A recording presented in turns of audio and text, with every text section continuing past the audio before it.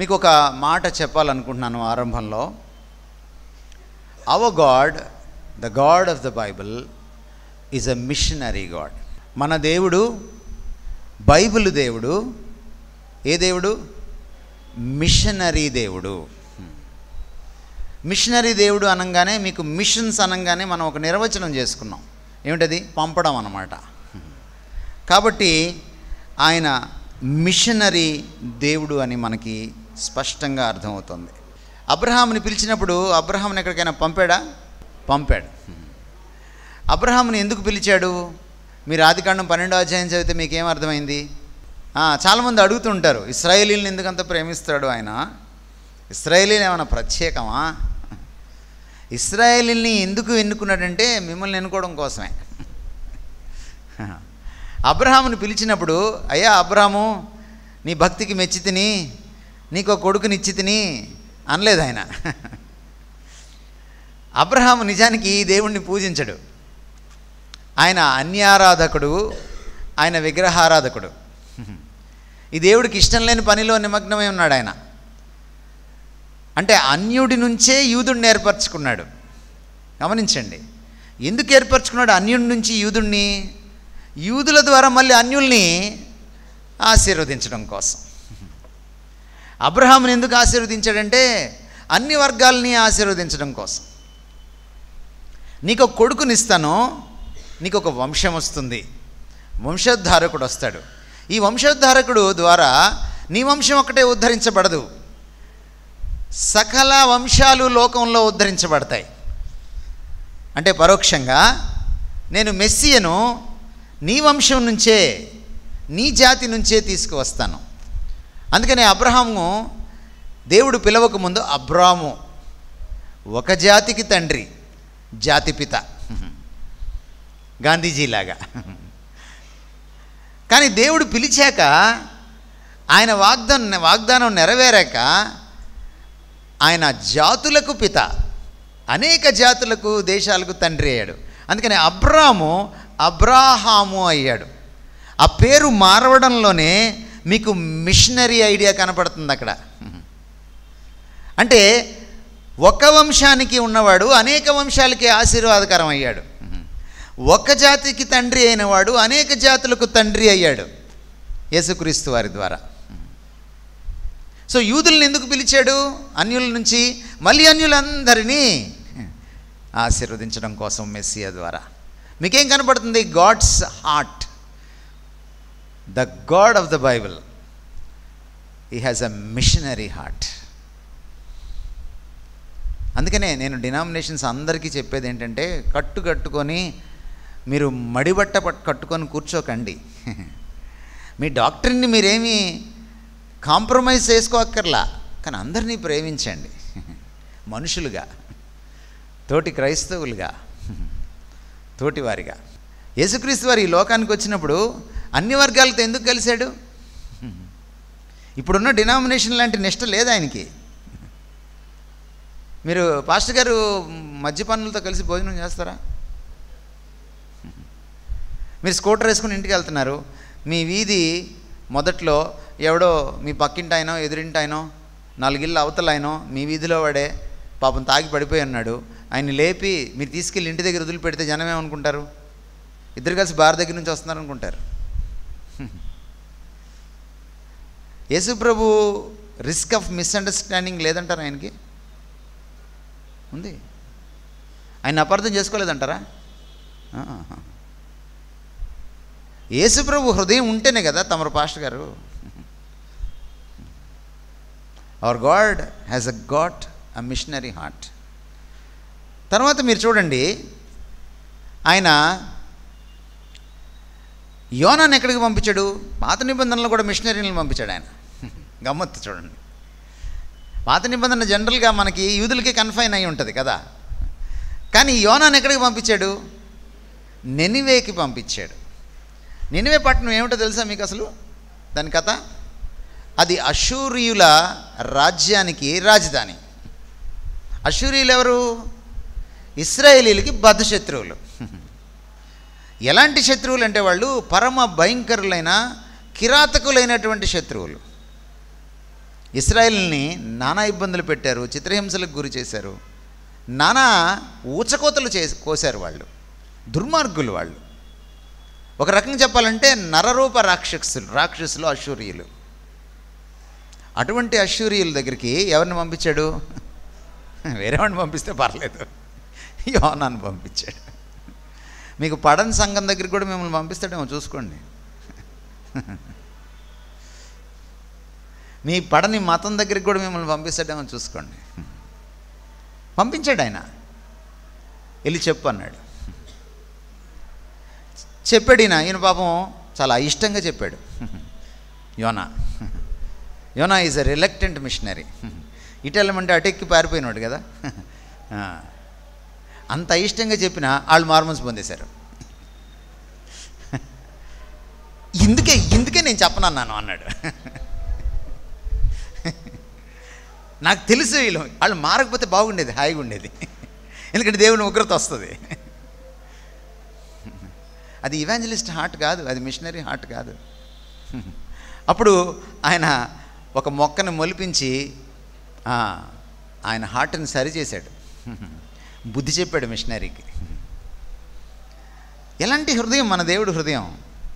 It's a missionary heart. ఓ పక్కన యూదులు నా ప్రజలు నా ప్రజలు నా ప్రజలు అని చెప్పుకుంటున్న ఈయన యూదులకు బద్ధ శత్రువులైన తన బిడ్డల్ని నాశనం చేస్తున్న వారు కూడా తన తట్టు తిరగాలని ఆశపడ్డవాడు. ఒక మిషనరీకి తారతమ్యాలు ఉండొచ్చా? ఒక పాస్టర్ గారికి తారతమ్యాలు ఉండొచ్చా? ఒక చర్చికి తారతమ్యాలు ఉండొచ్చా? మనం సరి చేసుకోవాలి.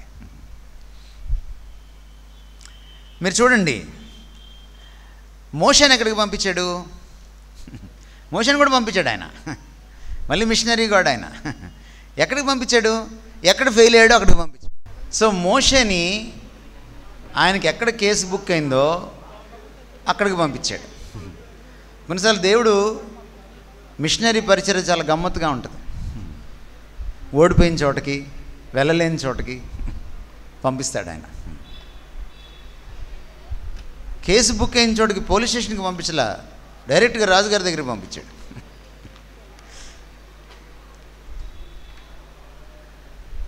ఈయన పంపించే దేవుడు. ఎందుకంటే he has concern for those lakhs of Israelites who are really under oppression. పీడిత ప్రజలుగా మారిపోయిన తన ప్రజలు నువ్వు వెనక్కి పిలిపించుకోవడానికి, ఆయన విడిపించడానికి పిలిచాడు. ఆ తర్వాత మనం చూస్తే అనేక సందర్భాల్లో ఆయన తన ప్రవక్తల్ని పంపించాడు. పాత నిబంధన అంతా ఆయన పంపుతూనే ఉన్నాడు. ఆ తర్వాత చివరి ప్రవక్తను యేసుక్రీస్తు వారు రాకముందు పంపించాడు, బాప్తిస్మిచ్చే యోహాన్ని. బాప్తిస్మిచ్చే యోహాన్తో పాత నిబంధన శకం ముగిసిందని యేసుక్రీస్తు వారు చెప్పారు. ఆ తర్వాత చివరికి ఆయన ఎంత మిషనరీ హార్ట్ ఉన్నవాడంటే సాక్షాత్తు తన సొంత కుమారుడిని పంపించేశాడు, జనదైక కుమారుడిని. Jesus himself was a machinery. మనం చూస్తే చూడండి, యేసుక్రీస్తు వారి పదజాలం మీరు చూడండి. యోహాను సువార్త 17 అని ఆయన, మీరు 4 సువార్తలు చదివినా మీకు ఇది రిపీటెడ్గా కనపడుతుంది. కానీ ఒక 17వ అధ్యాయం మటుకు మనం చూడడానికి ప్రయత్నం చేద్దాం. 7వ వచనం, 18వ వచనం యోహాను సువార్త 17, 7, 17, 18, 20వ వచనం, 23వ వచనం. ఆయన పదే పదే మాటికి దేవుడు తన తండ్రి తనని పంపాడు అని చెప్తూ ఉన్నాడు. మీకు కనపడుతున్నాయా మాటలు?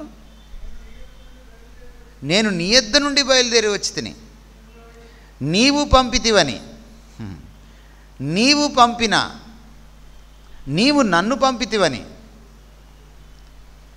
సో యేసుక్రీస్తు వారిని కూడా మిషనరీగా పంపాడు ఆయన. యేసుక్రీస్తు వారిని మనం చూస్తే మత్తయి సువార్త నుంచి యోహాను సువార్త వరకు పలుమార్లు ఆయన పదే పదే చెప్పిన మాట ఏంటంటే, నన్ను పంపినవాడు, నన్ను పంపినవాడు, in other words, my missionary father, the missionary father has made his son a missionary. మనందరి కోసం యేసుక్రీస్తు వారు ఈ లోకానికి వచ్చినప్పుడు ఈ లోకం ఎలా ఉంది? మంచిగుందా? మంచిగుందా? లేదు. కానీ మనము వేరే వాళ్ళ దగ్గరికి వెళ్ళేటప్పుడు మనకు నచ్చిన వాళ్ళ దగ్గరికి ఎందుకు వెళ్తున్నాం? ఇంకొక దుర్మార్గం ఏర్పడింది మన యొక్క మిసియాలజీలో. అమెరికన్ మిసియాలజిస్టులు దీనికి ఆజ్యం పోశారు. మన దేశంలో కులం అనేది ఒకటి ఏడిచింది. ఈ గజ్జి అందరినీ పట్టేసింది. క్రైస్తవుల్ని, పాస్టర్లని, బిషప్పుల్ని అందరినీ పట్టేసింది. పట్టేటప్పటికి ఇప్పుడు కొత్త డాక్టరీన్ ఏమిటంటే, నీ కులం వాడిని నువ్వే రక్షించుకోవాలి. ఇది కొత్త మిసియాలజీ. అలా చెప్పాడు బైబిల్లో. అలా చెప్తే యూదుడైనటువంటి పౌలు అన్యుల దగ్గరికి ఎందుకు వెళ్తాడు? యూదుడైన తోమ భారతీయుల దగ్గరికి ఎందుకు వస్తాడు? యూదుడైన యేసుక్రీస్తు వారు సమరయుల దగ్గరికి ఎందుకు వెళ్తాడు?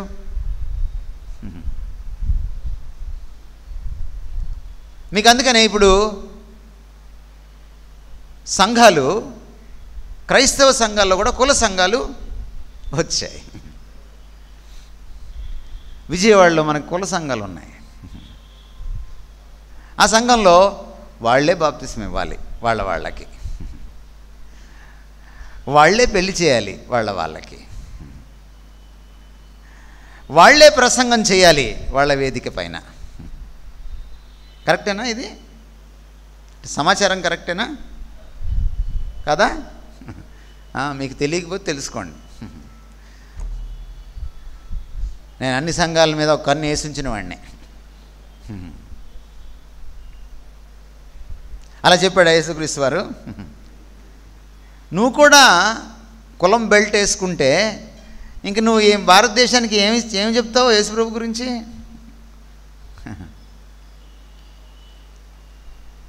మీరు చూడండి, సంఘం యొక్క స్వరూపం గురించి ఏం రాశాడో గలతీ పత్రిక 3:28లో పౌలు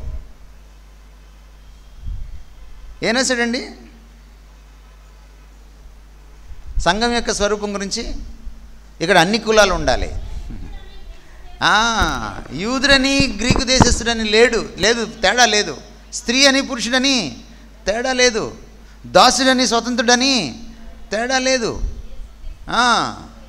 పెద్ద కాపు చిన్న కాపని తేడా లేదు. మామూలు బలిజా శెట్టి బలిజా అని నేను తేడా లేదు. వైసీపీ టీడీపీ అనే తేడా కూడా లేదు. 2-3 తేడా అంతకంటే లేదు. బ్రాహ్మలు దళితులు తేడా లేదు. జంధ్యం ఉన్నోడు జంధ్యం లేనోడు తేడా లేదు.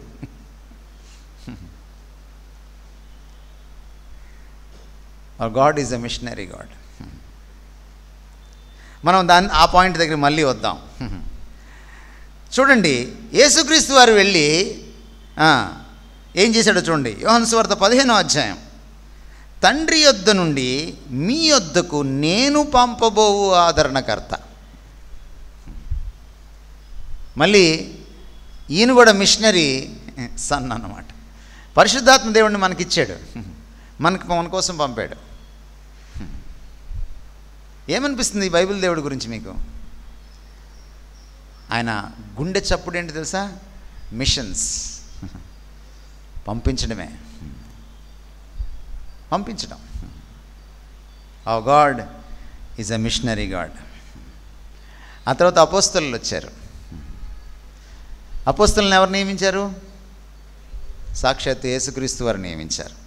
అపోస్తలులకు ఉన్నటువంటి ఒకానొక విలక్షణమైన క్వాలిఫికేషన్, అర్హత ఏమిటంటే యేసుక్రీస్తు వారు స్వయాన ప్రత్యక్షంగా నియమించాలి. అపోస్తలుడు అంటే అర్థం తెలుసా మీకు? మూల భాషలో మళ్ళీ పంపబడినవాడు. And our 12 apostles, they were missionaries. Missions వాసన తగలకుండా ఎక్కడా ఉండదు నీకు పాత నిబంధనలో, కొత్త నిబంధనలో. మత్తయి సువార్త 28వ అధ్యాయము, మార్కు సువార్త 16వ అధ్యాయం 2 తీసి పెట్టండి. అక్కడ ఆ పదజాలం ఒక్కసారి చూడండి, ఆ టోన్ ఒక్కసారి చూడండి. మార్కు సువార్త 16:15 చదువుతారా?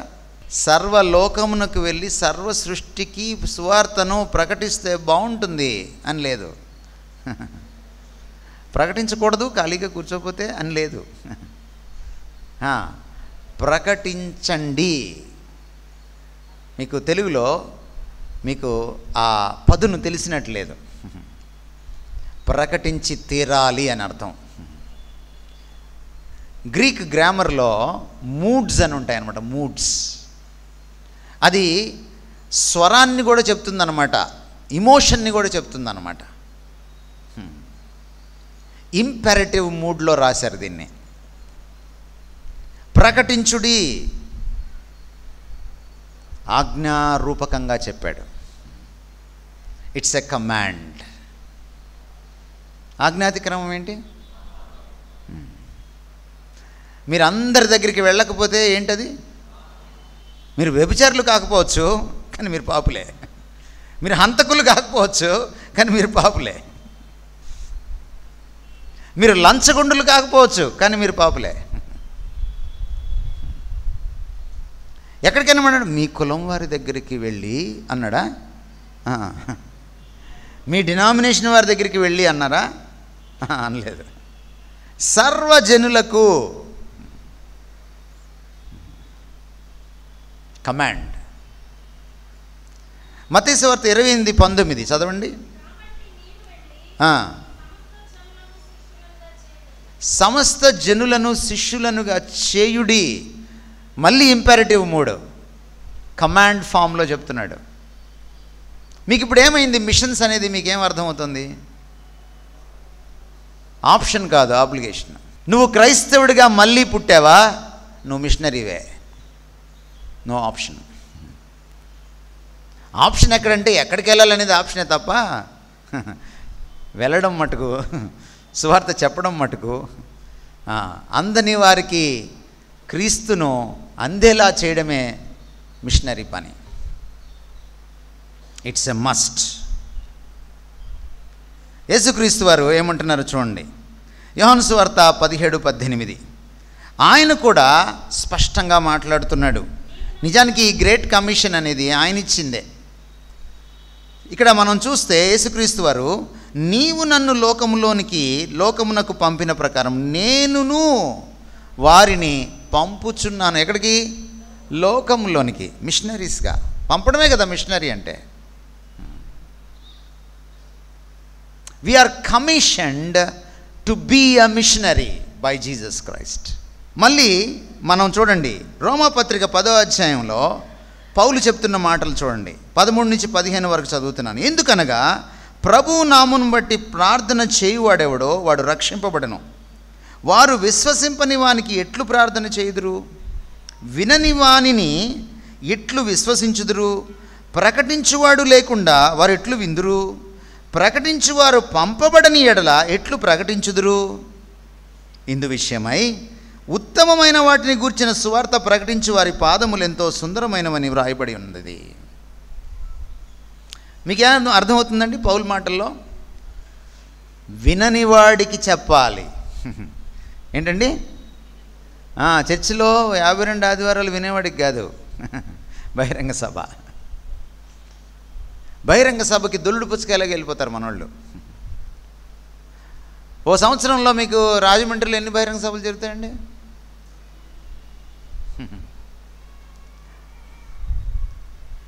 దొల్లుడు పుచ్చకాయని మీ ఇంటి దగ్గర ఒకసారి, ఇప్పుడు ఎండాకాలం పుచ్చకాయలు దొరుకుతున్నాయి, వెళ్ళేటప్పుడు ఒక పుచ్చకాయ కొనుక్కొని వెళ్ళండి. మీ ఇంటి దగ్గర మట్టిలో దొల్లించి చూడండి, పెద్ద మట్టి అంటుకోదు. ఇంగ్లీష్లో అందుకే ఒక సామెత ఉంది, rolling stones gather no moss. Rolling stones gather no moss. దొల్లుడు రాళ్ళు దొల్లిస్తే దానికి ఏం అంటుకోదు. క్రైస్తవులను ఎందుకు నేను దొల్లుడు పుచ్చకాయలు అంటున్నానంటే, మీటింగ్ నుంచి మీటింగ్కి దొల్లుడు పుచ్చకాయలాగా వెళ్ళిపోతారు. ఏమంటుకోదు. పెంటెకోస్టల్స్ మీటింగ్ పెడితే వెళ్ళిపోతారు, బాప్టిస్ట్ వాళ్ళు మీటింగ్ పెడితే వెళ్ళిపోతారు, లేకపోతే లూథరన్స్ మీటింగ్ పెడితే వెళ్ళిపోతారు, వెస్లీలు మీటింగ్ పెడితే వెళ్ళిపోతారు, కుమారులు మీటింగ్ పెడితే వెళ్ళిపోతారు, కిషోర్లు మీటింగ్ పెడితే వెళ్ళిపోతారు, బుట్ల మీటింగ్కి వెళ్తారు, కర్చీఫుల మీటింగ్లకు వెళ్తారు, అన్ని మీటింగ్లకు వెళ్ళిపోతారు. ఏమైనా అంటుకుందా? ఏమంటుకుందా? ఎక్కడ వేసిన గొంగలి అక్కడే. నేను చిన్న ప్రశ్న అడిగినా, 52 ఆదివారాలు నువ్వు సువార్త చెప్తే మారినోడు 3 రోజులు ఎట్ట మారుతాడండి? మళ్ళీ పేరేమో రివైవల్ మీటింగ్స్. రివైవ్ అంటే తెలుసా మీకు? ఇంగ్లీష్లో రివైవ్ అంటే ఏంటి? ఉజ్జీవం. ట్రాన్స్లేషన్ బాగా చేశారు. ఉజ్జీవం అంటే ఏంటి? మళ్ళీ రివైవల్ అనకండి. ఏమిటి ఉజ్జీవం అంటే ఏమిటి? చచ్చిపోయినోడు మళ్ళీ లేస్తే ఉజ్జీవం. అంతేనా? మీరు ప్రతి ఏడాది ఉద్యమ మీటింగ్లు పెడుతున్నారంటే అర్థం ఏంటి? ప్రతి ఏడాది చేస్తాడనమాట. ప్రతి ఏడాది చచ్చేవాడికి మీరేం వైద్యం చేస్తారండి? అందుకే మనం మిషనరీలుగా ఉండాలి. లోకల్గా మిషనరీలుగా బ్రతకాలి, నాన్ లోకల్గా కూడా మిషనరీలుగా మనం బ్రతకాలి. ఇది చాలా అవసరం. ఏమండి? అందుకే ఆయన అంటున్నాడు, ఒకవేళ మీరు నిజంగా ఇలాంటి మిషనరీలుగా వినని వారికి సువార్త ప్రకటించేటువంటి, అది మీ పక్కింటి వాళ్ళైనా, ఎదురింటి వాళ్ళైనా, సుదూర ప్రాంతాలైనా, పక్క రాష్ట్రం వాళ్ళైనా మీరు సువార్త ప్రకటిస్తే మీ పాదములు సుందరములు. దేవుడు పొగుడుతున్నాడు. మరొక విషయాన్ని కూడా మీకు మిషన్స్ గురించి చెప్పాలి. బిబ్లికల్ మిషన్స్ ఏమిటంటే they are multi ethnic. Multi ethnic అంటే అన్ని సంస్కృతుల వాళ్ళు, అన్ని భాషల వాళ్ళు, అన్ని జాతుల వాళ్ళు, అన్ని కులాల వాళ్ళు, అన్ని మతాల వాళ్ళు, అన్ని ప్రాంతాల వాళ్ళు అందులో ఉంటారు. ఎందులో? మీ మిషన్ క్షేత్రంలో మీ వాళ్ళు ఉండరు. మనకి మనోడు అని ఒకటి ఉంది కదా. మా ఊర్లో ఒక యూనివర్సిటీ ఉంది గుంటూరు దగ్గర, ఆచార్య నాగార్జున యూనివర్సిటీ.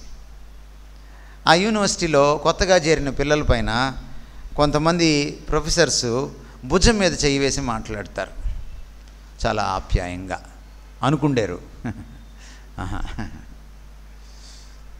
చాలా ఆరా తీసినట్టుగా అనాలన్నమాట. భుజం మీద చెయ్యేసి ఎందుకు మాట్లాడతారంటే, భుజం మీద చెయ్యేసి వివరాలు అడుగుతుంటారు, భుజాన్ని తవుడుతూ ఉంటారు, జంధ్యం తగులుద్దేమోనని. ఏం తగులుద్దని? జంధ్యం తగులుద్దని. జంధ్యం తగిలితే మనోడు. ఇలా వేసుకుంటారు కదా జంధ్యం, అదన్నమాట. భారతదేశంలో మనోడు అని కనుక్కోవడానికి అబ్బో మల్టీ ట్రిక్కులు ఉన్నాయి మనకి.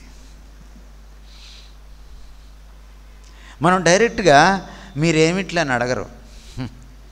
అడుగుతామా? అడగరు. మీరేమిట్లంటే అంటే మేము కోమట్లు అని చెప్పచ్చు, కానీ అలా అడగరు. ఎక్కడుంటారు అంటారు. ఎక్కడుంటారో చెబితే మీరేమిట్లో చెప్పచ్చు. దానికి ఇంకొక ట్రిక్ కూడా ఉంది. ఇంటి పేరేంటి? ఇంటి పేరేంటో చెబితే మీరేమిట్లో చెప్పేయచ్చు. ఇప్పుడు కొత్తగా ఇంకో ట్రిక్ కూడా వచ్చింది. ఏ చర్చికి వెళ్తారు అడిగితే ఆ చర్చికి వెళ్తారా?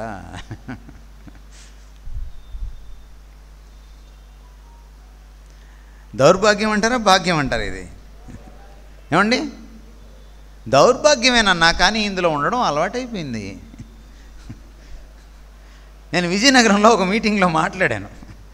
కులం గురించి మాట్లాడాక పెద్దలు వచ్చేసారు నా దగ్గరికి. స్టేజ్ దిగిన తర్వాత, అయ్యా మీరు చెప్పినవి అన్నీ కరెక్ట్ అయ్యా, కరెక్ట్గా చెప్పారు, కానీ పాటించలేమయ్యా.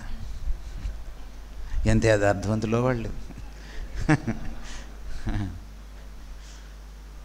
ఎందుకంటే అది ఒక ప్రత్యేకమైన కుల సంఘంగా పరిణమించింది. అందులో కమిటీ వాళ్ళు, పెద్దలు, డీకన్లు అందరూ వాళ్ళే ఉంటారు, వేరే వాళ్ళని రానిరు. నేను వెళ్ళిపోయాక మరుసటి రోజు ఆదివారం పాస్టర్ గారు నా ప్రసంగానికి వ్యతిరేకంగా కుల ప్రాతిపదికన ప్రసంగం చేశారు. ఆయన చెప్పిన అన్ని తూచి మీరేం పట్టించుకోకండి.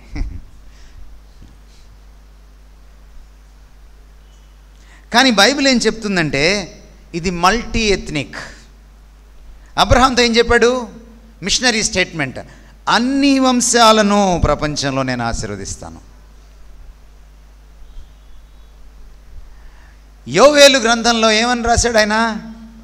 సర్వజనుల పైన, సర్వ శరీరుల పైన నా ఆత్మను కుమ్మరిస్తాను. Machinery God. యేసుక్రీస్తు వారు కమాండ్మెంట్ ఎలా ఇచ్చారు? సర్వజనులకు, సర్వ సృష్టికి, సర్వలోకానికి. మనకు ఎలా వినపడిందంటే అది సర్వ కులానికి అని వినపడింది. మనవాళ్ళందరికీ. అందుకే మీటింగ్లంతా మనవాళ్ళే ఉంటారు. నో, మిషన్స్ అది కాదు. మీరు ప్రకటన గ్రంథం చదవండి. ప్రకటన గ్రంథంలో ప్రతి జాతి నుంచి వచ్చినవాడు అక్కడ కనపడతాడు, ప్రతి భాష నుంచి వచ్చినవాడు అక్కడ ఆరాధిస్తూ ఉంటాడు. మీకేమర్థమైంది? పరలోకంలోకి వీళ్ళంతా వచ్చారంటే రకరకాల కులాల వాళ్ళు, మతాల వాళ్ళు, జాతుల వాళ్ళు, భాషల వాళ్ళు, ప్రాంతాల వాళ్ళు వచ్చారంటే మీకేమర్థమైంది? Missions is multi ethnic. అది సర్వజనులకు ప్రేషిత సేవ, ప్రతి ఒక్కరికి. అంతేకాదు, మిషన్స్ గురించి మీరు ఇంకొక విషయం కూడా తెలుసుకోవాలి. క్రైస్తవ మిషన్స్ అనేవి సమగ్రమైనవి, సంపూర్ణమైనది. అంటే ఇంగ్లీష్లో చెప్పాలంటే ఇట్ ఈస్ హోలిస్టిక్. మీరు చాలా కాలం నుంచి ఒక మాట వింటూ ఉండుంటారు, ఆత్మల రక్షణ, ఆత్మల రక్షణ, ఆత్మల రక్షణ. ఏమర్థమైంది మీకు?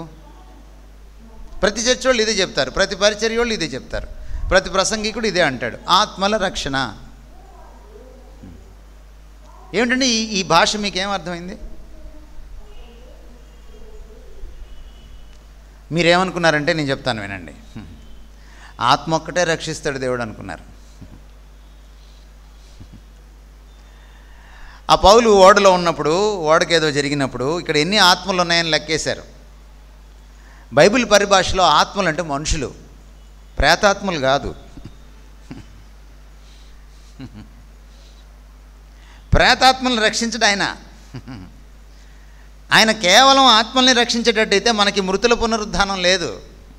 ఉందా మృతుల పునరుద్ధానం? మనకి ఉందా? సజీవుల పునరుద్ధానం ఉందా? ఉంది. ఆయన మనమందరం యేసుప్రభులాగా ఒక రోజున శరీరంతో లేస్తామా? రక్షణలో ఆయన ఆత్మని రక్షిస్తాడు, మనలో ఉన్న ప్రతిదాన్ని, శరీరాన్ని కూడా రక్షిస్తాడు.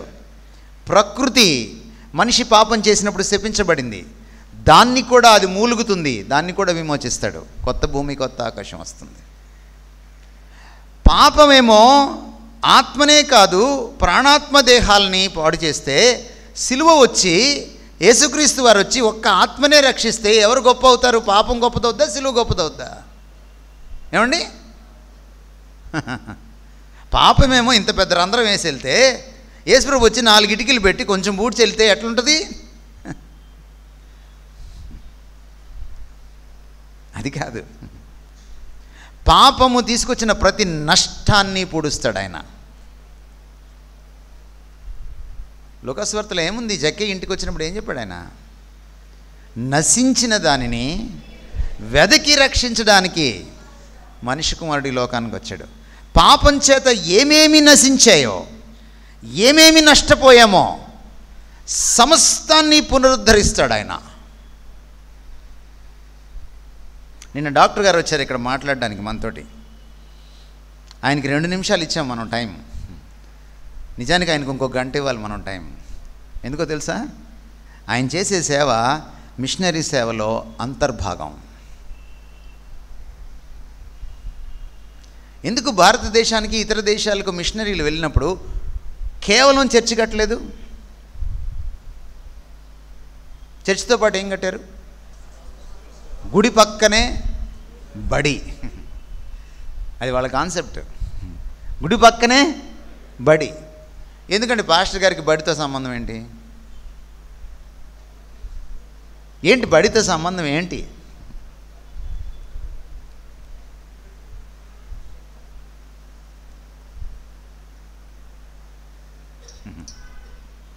నువ్వు చదువుకుంటేనే బైబిల్ అయినా చదవగలవు. అర్థమైందా? భారతదేశానికి స్వాతంత్రం ఎట్లా వచ్చిందో తెలుసా మీకు? క్రైస్తవ బడుల వల్ల. మీరు ఒకసారి ఇంటర్నెట్లోకి వెళ్ళి ఈస్ట్ ఇండియా కంపెనీ ఎప్పుడు వచ్చిందో మన భారతదేశానికి మీరు ఇలా డేట్ రాసుకోండి. మిషనరీలు ఎప్పుడు వచ్చారో భారతదేశానికి డేట్ రాసుకోండి. Doctor William Carey. స్వాతంత్ర ఉద్యమం ఎప్పుడు స్టార్ట్ అయిందో డేట్ రాసుకోండి.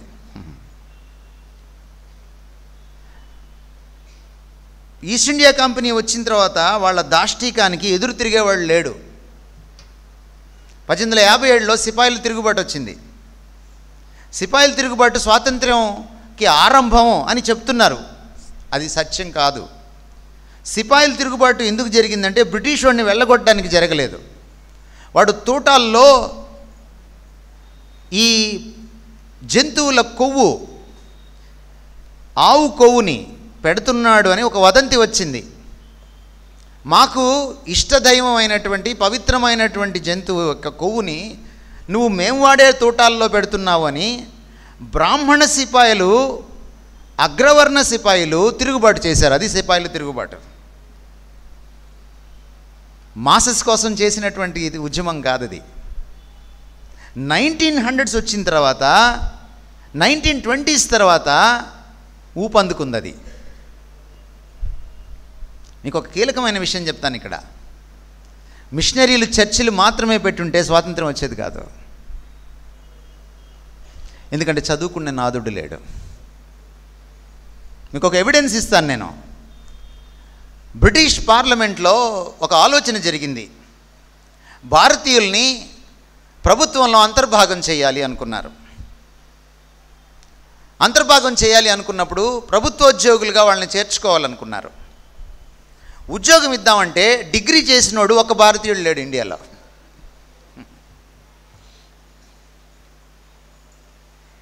ఒక భారతీయుడు లేడు. అప్పుడు ఎడ్యుకేషన్ పాలసీ పుట్టింది. అది కూడా పార్లమెంటు మెంబర్సు, బ్రిటిష్ పార్లమెంట్లో ఉన్నటువంటి చార్ల్స్ గ్రాంట్, విలియం విల్బర్పోస్ అనేటువంటి సచ్చీలమైన క్రైస్తవ నాయకులు, విశ్వాసుల మనసులోంచి పుట్టింది. బిల్లు ప్రవేశపెడితే బ్రిటిష్ పార్లమెంటు ఒప్పుకోలేదు. ఎందుకంటే భారతీయుల్ని విద్యావంతుల్ని చేస్తే వాళ్ళు తిరుగుబాటు చేస్తారా, వాళ్ళ బుర్ర వెలిగింది అంటే స్వాతంత్రం అంటారు, వద్దు అన్నారు. 20 సంవత్సరాలు పోరాడాడు. 20 సంవత్సరాలు. మళ్ళీ 20 సంవత్సరాల తర్వాత బిల్లు పెడితే పాస్ అయింది. అప్పుడు మనకి మెకాలే ఎడ్యుకేషన్ సిస్టమ్ వచ్చింది. మీరు ఒకసారి ఇంటర్నెట్లోకి వెళ్ళి దాదాబాయి నౌరోజీ, గోపాలకృష్ణ గోఖలే, బాలగంగాధర్ తిలక్, మౌలానా అబుల్ కలాం ఆజాద్, పండిట్ జవహర్లాల్ నెహ్రూ, మోహన్ దాస్ కరమ్చంద్ గాంధీ, ఈ పేర్లు కొట్టండి. వాళ్ళ చరిత్ర వస్తుంది, వాళ్ళ బాల్యం వస్తుంది, వాళ్ళ విద్య వస్తుంది. ఒక్కసారి వెళ్ళి వాళ్ళు ఏ స్కూల్లో చదివారో చూడండి. ప్రతి స్వతంత్ర సంగ్రామ యోధుడు, ఈరోజు భారతదేశాన్ని స్వతంత్ర సంగ్రామంలో నడిపించి బ్రిటిష్ వారిని పారద్రోలిన ప్రతి నాయకుడు ఇదిగో ఈ స్కూల్లో చదివాడు. ఈ స్కూల్లో చదివాడు. మీరు చెప్తారు కదా బాబాసాహెబ్ అంబేద్కర్ చాలా మేధావి అని, ఆయనకి బరోడా మహారాజు స్కాలర్షిప్ ఇచ్చాడని. కానీ పాఠ్యపుస్తకాల్లో ఒకటి ఉండదు, స్కాలర్షిప్ అయితే ఇచ్చాడు, ఏ స్కూల్లో చదివాడు చెప్పరు. స్కాలర్షిప్ ఇస్తే చదువు వచ్చేస్తుందండి, స్కూల్ ఉండాలి కదా. ఈ బాబాసాహెబ్ అంబేద్కర్ కూడా క్రైస్తవ బడిలోనే చదివాడు, విదేశాలకు వెళ్ళి క్రైస్తవ యూనివర్సిటీలోనే చదివాడు. మిషనరీలు లేకపోతే కాన్స్టిట్యూషన్ కూడా లేదు, స్వాతంత్రం లేదు. ఇది సార్ పరిస్థితి. అందుకనే విద్య కూడా మిషన్స్లో అంతర్భాగమైంది. డాక్టర్ విలియం కేరీ ఇంటింటికి వెళ్ళి బతిమలాడాడు అమ్మాయిల్ని బడికి పంపించమని. ఆ రోజుల్లో అగ్రకులం వాడు తప్ప వేరేవాడు చదువుకోడు, అది కూడా బ్రాహ్మణుడు ఒక్కడే చదువుతాడు. క్షత్రియుడికి ఏం చెప్తారంటే వాడికి పాఠాలు చెప్పరు, వాడికి వొకేషనల్ ట్రైనింగ్ అంటే మీకు తెలుసా, కుట్టు మిషన్లు. మనకిప్పుడు వొకేషనల్ ట్రైనింగ్ అంటే బుట్టలు అల్లడాలు, అట్లా అనమాట, ఇస్త్రాకులు అల్లడాలు ఇవి నేర్పిస్తారు కదా. అప్పట్లో వొకేషనల్ ట్రైనింగ్, బాణం వేయడము, గుర్రపు స్వారీ, కత్తి సాము, కర్ర సాము ఇవి నేర్పించేవాళ్ళు, కానీ పుస్తకం రాదు. విలియం కేరీ వచ్చి కో ఎడ్యుకేషన్ పాఠశాల పెట్టాడు, ఫస్ట్ కో ఎడ్యుకేషన్ పాఠశాల. మిషనరీకి ఏం అవసరం?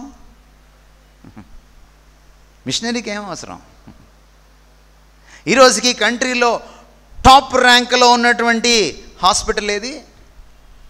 సిఎంసి వెల్లూర్. ఎందుకు? భారతదేశంలో మొట్టమొదటి మోడర్న్ అలోపతిక్ హాస్పిటల్ ఏది? Missionary hospitals. ఎందుకు? ఇదిగో ఈ చర్చ్ వాళ్ళకి కూడా 2 ఉన్నాయి, అంటే ఒకప్పుడు, ఇప్పుడు కాదు.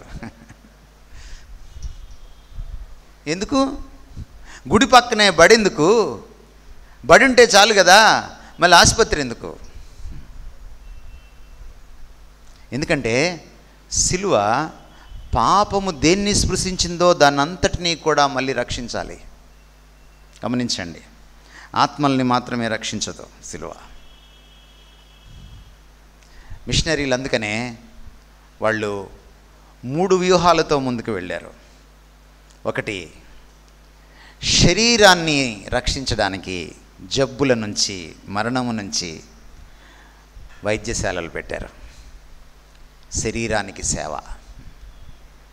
2, మనసుని రక్షించడానికి అసత్యం నుంచి, అసతోమా సద్గమయ అని ఆక్రోశించారు మన పూర్వీకులు. అసత్యంలో కొట్టుమిట్టు ఆడుతూ సత్యం కావాలని ఆక్రోశించారు. అసత్యంలోంచి మనసుని విడిపించడానికి, మూఢనమ్మకాల నుంచి మనసుని విడిపించడానికి, సాంఘిక దురాచారాల నుంచి మనసుని విడిపించడానికి, సత్య సువార్తను విని ఆకలింపు చేసుకోవడానికి మనసుని సిద్ధం చేయడానికి, వాక్యాన్ని చదివి అర్థం చేసుకోవడానికి మనసుని సిద్ధం చేయడానికి, మనసుకు సేవ చేయడానికి బడి పెట్టారు. అపరాధముల చేత, పాపముల చేత చచ్చిన ఆత్మను క్రీస్తులో బ్రతికించడానికి గుడి కట్టారు. Church, school and hospital. Body, mind and soul. ఇది మిషనరీ సేవ. ఇది అర్థం కాక మనమేమనుకున్నామంటే ఊరికే మా చర్చికి తెచ్చుకోవడము అనుకున్నాం. అందుకని చర్చి పక్కన చర్చి పెడుతున్నాం. ఎందుకని? గోడ దూకి రావడం ఈజీ. ఒక ఆయన అన్నాడు హైదరాబాద్లో, నాకు 1,50,000 మంది ఉన్నారు అని. ఎక్కడి నుంచి వచ్చారు? అన్ని చర్చిల నుంచి. కలెక్షన్ పాయింట్ అన్నమాట. అందుకే చార్ల్స్ స్పర్జన్ అన్నాడు, అయ్యా పరిచర్య అంటే పక్క దొడ్లోంచి గొర్రెలను ఎత్తుకుపోవడం కాదయ్యా అన్నాడు. పరిచర్య అంటే పక్క దొడ్లోంచి గొర్రెలను ఎత్తుకుపోవడం కాదు, నీ గొర్రెలు నీకు ఉండాలి. చెప్పగలడా కూకట్పల్లి అయినా ఇతను నా గొర్రె అని? గుంటూరులో సెయింట్ లూక్స్ పబ్లిక్ స్కూల్ అని ఒక స్కూల్ ఉంది. ఒక హైందవుడు ఆ స్కూల్ పెట్టాడు. ఆయన ప్రభువుని అంగీకరించాడు, విద్యావంతుడు, మంచి మనసు ఉన్నవాడు. ఆయన స్కూల్లో 2000 పైచిలుకు పిల్లలు ఉంటారు. ఆ డైరెక్టర్ గారు పిల్లలు లోపలికి వెళ్ళేటప్పుడు, పిల్లలు బయటకు వచ్చేటప్పుడు గేట్ దగ్గర ఇలా నిలబెడతాడు డిసిప్లిన్ కోసం పిల్లలకి. ఆ డైరెక్టర్ గారి దగ్గరికి వెళ్తే 2000 పైచిలుకు పిల్లల పేర్లు చెప్తాడు, రిజిస్టర్ చూడకుండా, రిజిస్టరు చూడకుండా. పిల్లల పేర్లే కాదు, తల్లిదండ్రుల పేర్లు కూడా చెప్తాడు. గేట్ దగ్గరికి అమ్మా నాన్న వచ్చి నిలబడగానే వాళ్ళ అబ్బాయి పేరు చెప్తాడు. 1,50,000 ఉన్నారు కదా గొర్రెలు నీ దగ్గర, చెప్తావా ఒక 500 పేర్లు కంఠోపాఠంగా? అక్కడే అర్థమవుతుంది వాళ్ళు నీ గొర్రెలు కాదని.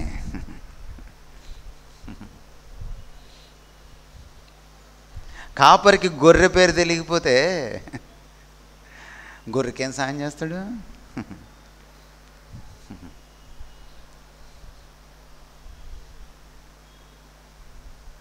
కాపరి అందుకే ఏం చేయాలండి? ఆత్మను మాత్రమే సేవించకూడదు. ఏం చేయాలి? శరీరాన్ని, మనసుని కూడా సేవించాలి. మీ చర్చెస్లో పిల్లలు ఉంటారు, ఎప్పుడు కూడా వాళ్ళకి చెప్పకండి మానేసి వచ్చేరా సేవకని. వాళ్ళని చదవనివ్వండి, వాళ్ళని చదివించండి. చదివితే స్వాతంత్రం వస్తుంది. ఒక బ్రిటిష్ వాడి దగ్గర నుంచే కాదు, కులం బలం నుంచి, సాంఘిక దురాచారాల నుంచి, మూఢనమ్మకాల నుంచి, వాస్తు నుంచి, మంచి రోజుల నుంచి, చేతబడి నుంచి. ఇది మిషనరీ సేవ. మిషన్స్ అంటే ఏమిటో తెలుసండి? మనిషిని పరిపూర్ణంగా ఆశీర్వదించేది. భారతీయుల్ని క్రైస్తవ మిషన్స్ కానీ పరిపూర్ణంగా ఆశీర్వదిస్తే భారతదేశం అంతటిని ఆశీర్వదించినట్టు.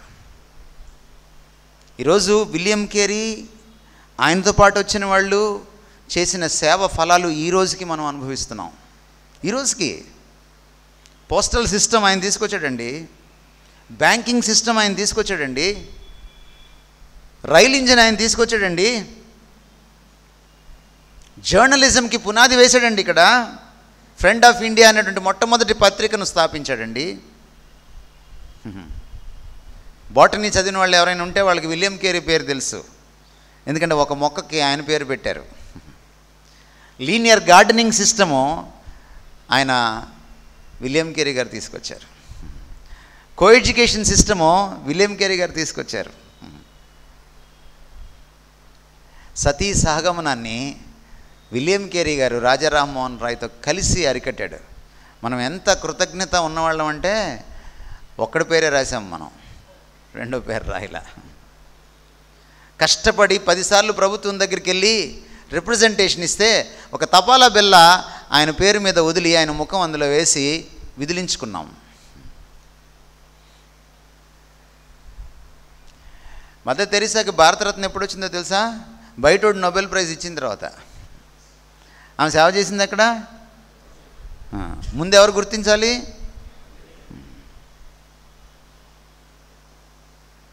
ఈరోజు ఒక బాహుబలి సినిమా తీస్తే రాజ్యసభ సీటు. అది ఏంటి? సినిమా స్టోరీ రాస్తే.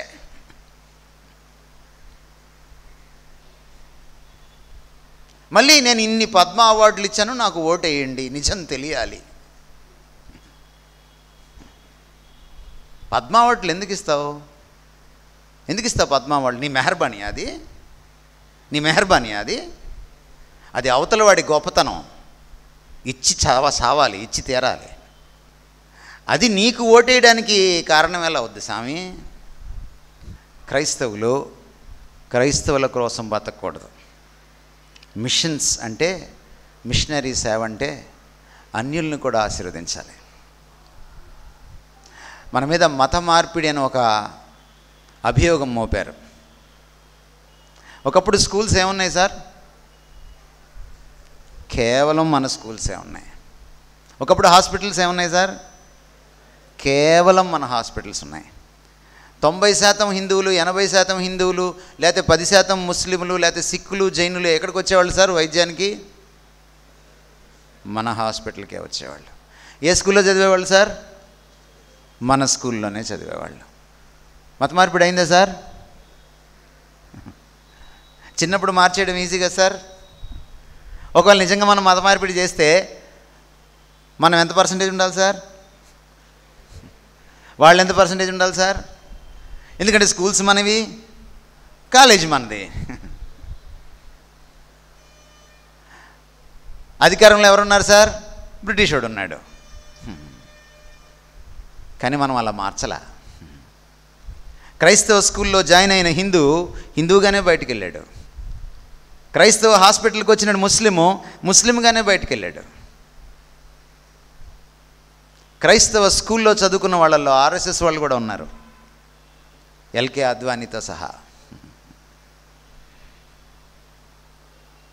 అయినా ఎందుకు చెప్పారు స్కూల్లో పాఠం?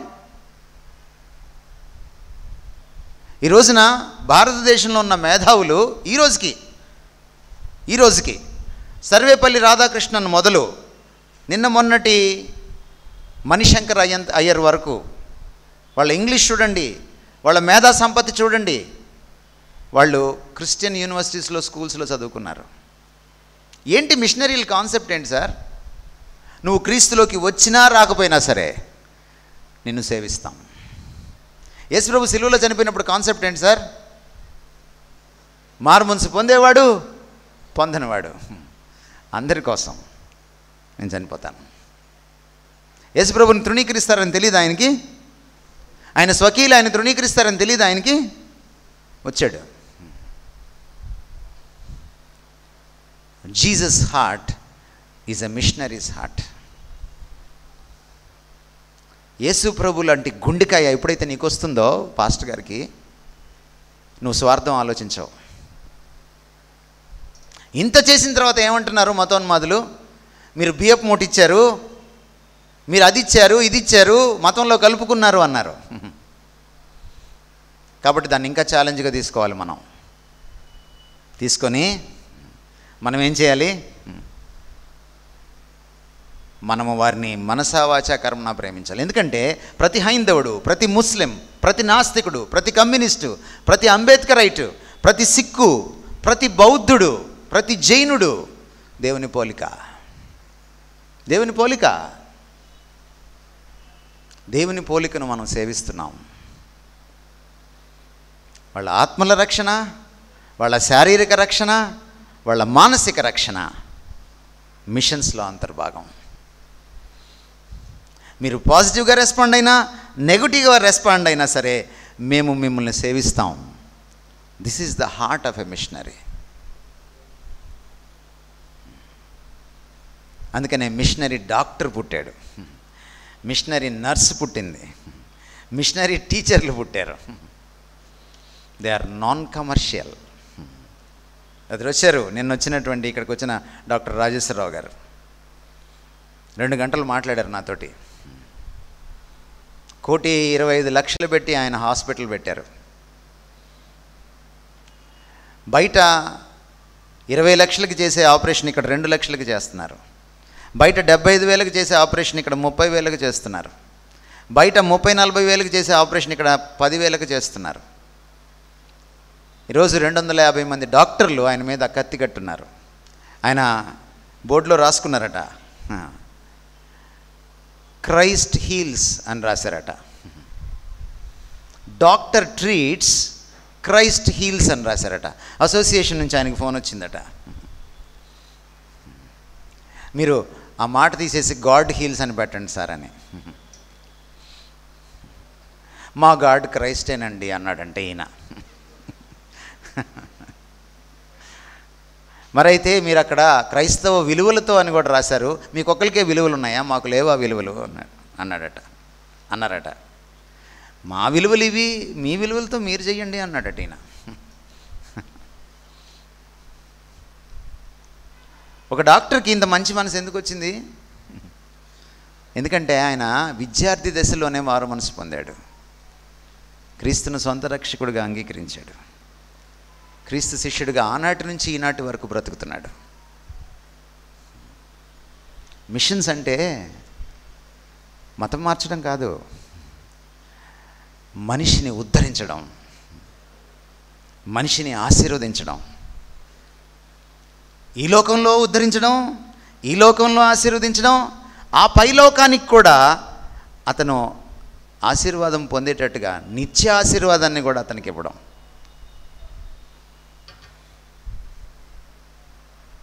Machines is holistic.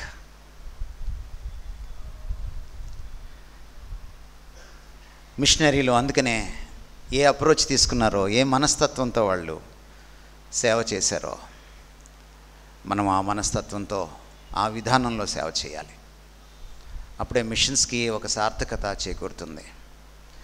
మిషనరీస్ ఈ గడ్డపైన అడుగుపెట్టేటప్పటికి ఒక్క క్రైస్తవుడు కూడా లేడు. ఈరోజున ఎన్ని సంఘాలు ఉన్నాయి? ఎంతమంది క్రైస్తవులు ఉన్నారు? ఎంత నిస్వార్థంగా పనిచేశారు? ఎక్కడైనా మిషనరీల ఫోటోలు మీరు చూసారా? చర్చిల్లో సాధారణంగా చూడరు. ఎక్కడైనా మీకు కొత్త తరానికి మిషనరీల పేర్లు తెలుసా?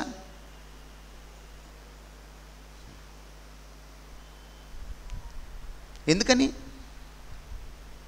పోనీ ఈ చర్చి స్థలాలు ఎక్కడైనా మిషనరీల పేర్ల మీద ఉన్నాయా?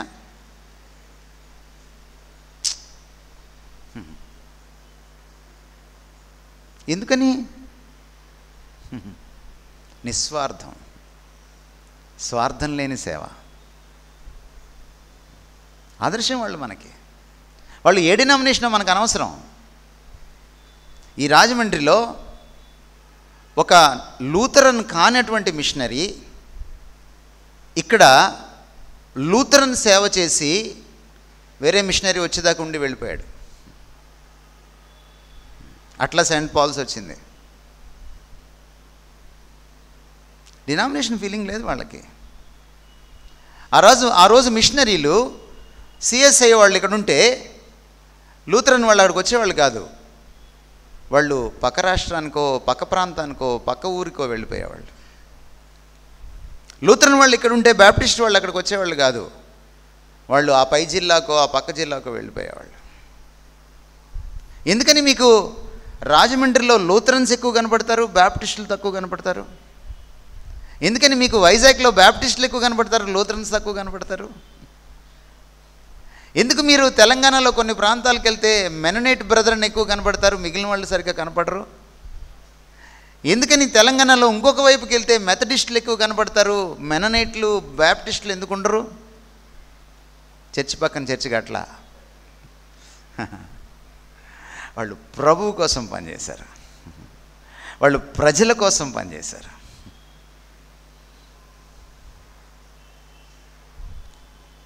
మహానుభావ, చరిత్ర తెలుసుకో. నీ డినామినేషన్ కాని మిషనరీల గురించి కూడా నువ్వు చదవాలి. అప్పుడే నీకు అర్థమవుతుంది మిషన్స్ అంటే ఏంటో. సేవ చేస్తున్న చోట సేవ చేయకూడదు, సేవ జరగని చోట వెళ్ళాలి.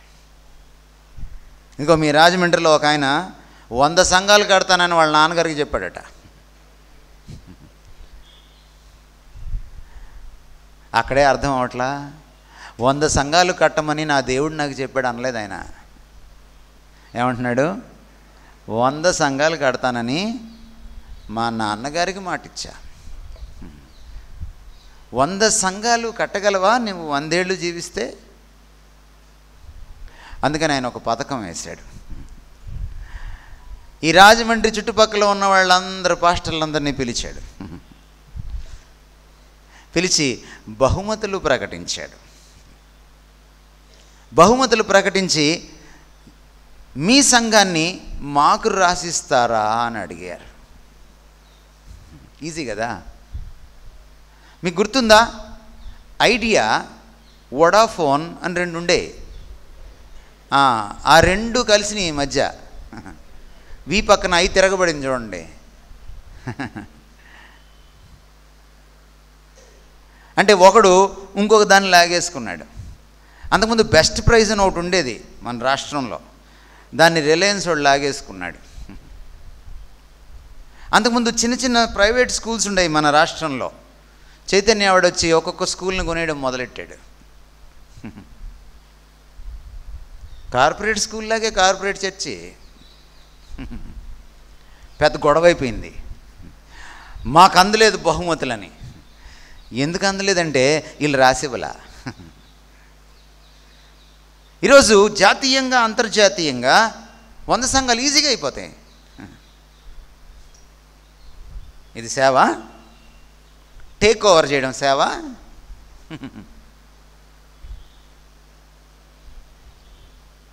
మరి అక్కడికి వెళ్ళి మీరు పాంప్లెట్ పంచితే మిమ్మల్ని ఎలా మంచిగా రిసీవ్ చేసుకుంటారు సార్ వాళ్ళు?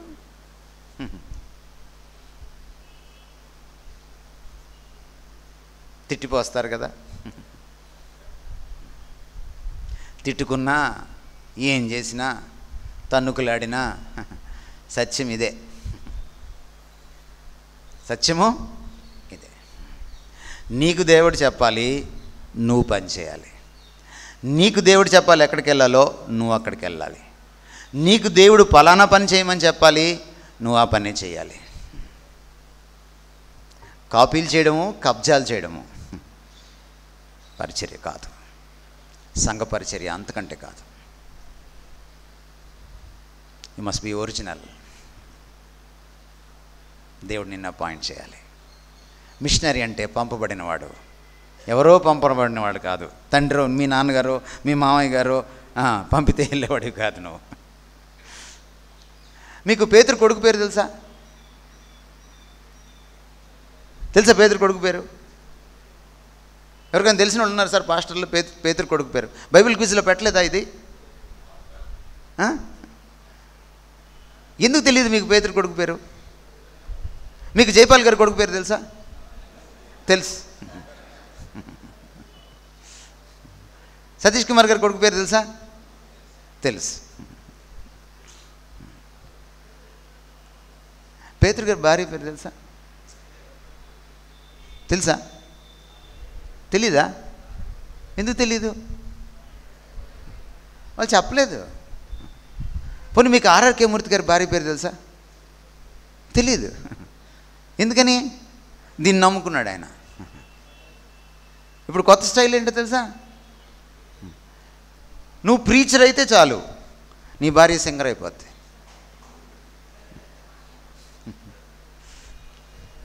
నువ్వు ప్రీచర్ అయితే చాలు, నీ భార్య ఇంకా పెద్ద ప్రీచర్ అయిపోద్ది. నేను చిన్న ప్రశ్న అడుగుతాను, ఏమనుకోకండి, ఇలాంటి ఎగ్జాంపుల్ తీసుకున్నానని. బాలసుబ్రహ్మణ్యం గారి వారి భార్య గారు సుశీల అయిపోద్దా పెళ్లి చేసుకున్నందుకు? జానకి అయిపోద్దా? చిత్ర అయిపోద్దా? విచిత్రం అయిపోదు?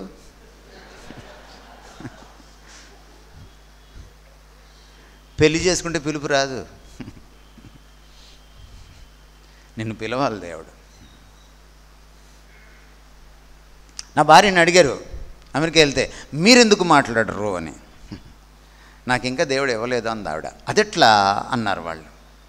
అట్లాగే కదా అన్నాను నేను. చూడండి వీళ్ళందరూ ఎలా మాట్లాడుతున్నారో అని చూపించారు వాళ్ళు, అమెరికాలో ఉన్న ఎన్ఆర్ఐస్.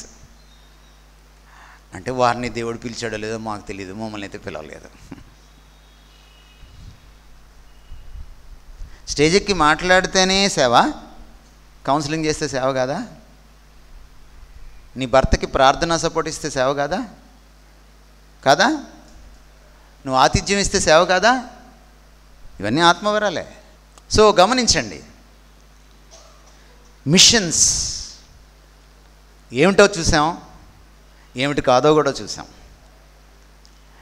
మన దేవుడు ఎలాంటి మిషనరీ హార్ట్ కలిగి ఉన్నాడో చూసాం. మన దేవుడు మనకు ఆప్షన్ ఇవ్వలేదని కూడా చూసాం.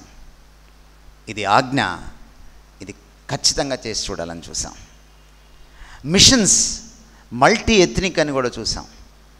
ఇందులో అన్ని కులాల వాళ్ళు, అన్ని మతాల వాళ్ళు, అన్ని వర్గాల వాళ్ళు ఉంటారని చూసాం. ఇది అందరికీ సర్వజనులకని చూసాం. అంతేకాదు మిషన్స్ పూర్తి మనిషికని చూసాం. ఒక్క ఆత్మకే కాదు, ప్రాణాత్మ దేహాలకు మిషన్స్ సేవ అని చూసాం. మిషనరీలు ఈ దేశానికి వచ్చినప్పుడు భారతీయులుగా మనల్ని చూడలా, హైందవులుగా మనల్ని చూడలా, ముస్లిమ్స్గా మనల్ని చూడలా, మనల్ని దేవుని పోలికలుగా చూశారు. పాపం ఆ పోలికను కాజేస్తుంది కదా అని చూశారు. ఆ పోలికను, నశించిపోతున్న ఆ పోలికను వెతికి రక్షించడానికే మనిషి కుమారుడు వచ్చాడని అర్థం చేసుకున్నారు. పూర్తి మనిషిని పునరుద్ధరించడానికి చర్చ్తో పాటు బడి, వైద్యశాల కూడా కట్టారు. గమనించండి. మీరు మీ అందరికీ నేను చెప్పేటువంటి ముగింపులో ఒక సలహా ఏమిటంటే, డాక్టర్ విలియం కేరీ గారిని, ఆయనతో పాటు వచ్చినటువంటి మరొక ఇద్దరిని, వాళ్ళు ఎలాంటి అద్భుతమైన ప్రేషిత సేవ చేసి భారతదేశంలో క్రైస్తవ సంఘాన్నే కాకుండా, సువార్త పరిచర్యనే కాకుండా అన్య భారతదేశాన్ని కూడా ఎలాగ వాళ్ళు ఆశీర్వదించారో ఒక్కసారి చదవండి. మీకు అర్థమవుతుంది సేవ అంటే ఏమిటో. ముఖ్యంగా భారతదేశంలో సేవ అంటే ఏంటో మీకు అర్థమవుతుంది. మీ సేవ సంఘాలని మాత్రమే ఆశీర్వదించదు, అన్య భారతం అంతటినీ, అఖండ భారతాన్ని, అసేతు హిమాచలాన్ని ఇది ఆశీర్వదిస్తుంది. ఇటువంటి అప్రోచ్ని, ఇటువంటి మనస్తత్వాన్ని మీరు పుణికిపుచ్చుకున్నప్పుడు, ఇలాంటి థియాలజీ ఆఫ్ మిషన్స్ని మీరు పుణికిపుచ్చుకున్నప్పుడు, దేవుడు ఈ వాక్యాన్ని మీ మధ్య దీవించును గాక.